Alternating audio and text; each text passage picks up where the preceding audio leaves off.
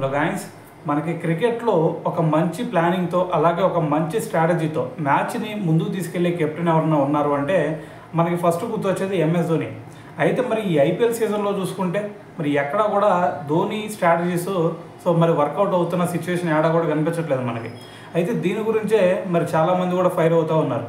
అయితే దీంతోపాటు నిన్న పీబీకేసీ మీద మ్యాచ్ చూసుకుంటే మరి అతను వేసిన ఒక ప్లానింగ్ చూస్తే మరి యంగ్స్టర్స్ యొక్క లైఫ్తో మరి ఎంఎస్ ధోని ఆడుకుంటున్నాడేమో అని చెప్పేసి కూడా కొంతమంది కామెంట్లు చేస్తూ ఉన్నారు.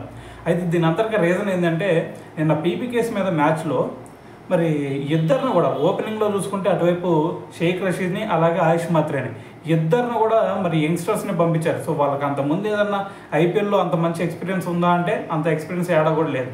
అయితే మరి రీసెంట్గా మనకి రాజస్థాన్ రాయల్స్ టీంలో చూసుకుంటే మరి వాళ్ళు ఒకవైపు వైభవ్ సూర్యవంశిని అలాగే ఇంకొక వైపు కొంచెం ఎక్స్పీరియన్స్ ఉన్న ఎస్ఎస్వి జైస్వాల్ని వీళ్ళిద్దరు కాంబినేషన్లో పంపించారు. దాని తర్వాత మరి నిన్న పీబీకేఎస్ మ్యాచ్లో చూసుకుంటే మరి ఇటువైపు ఇద్దరిని కూడా సిఎస్కే వాళ్ళు ఇద్దరు కూడా ఓపెనింగ్లో మరి ఇద్దరిని కూడా యంగ్స్టర్లనే పంపించారు. అంత ఎక్స్పీరియన్స్ కూడా వాళ్ళకి లేదు. సో మరి ఇటువంటి కాంబినేషన్ ఎలా వర్కౌట్ అయింది?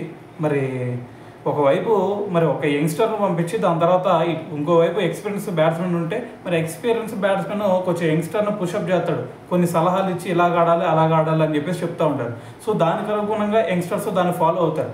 సో అలా కాకుండా ఇద్దరిని యంగ్స్టర్లను పంపించిన తర్వాత మరి వాళ్ళిద్దరూ ఫెయిల్ అయితే మరి ఖచ్చితంగా ఇదే సిచ్యువేషన్ కనుక మరి కంటిన్యూ అయిందంటే ఆటోమేటిక్గా యంగ్స్టర్స్కి మరి వాళ్ళ మీద వాళ్ళ నమ్మకం కూడా పోయింది. సో మరి దీనివల్ల మరి ఎంఎస్ ధోని వాళ్ళ కెరీర్తో ఆడుకుంటున్నాడేమో అని చెప్పేసి కూడా కొంతమంది కామెంట్లు చేస్తూ ఉన్నారు.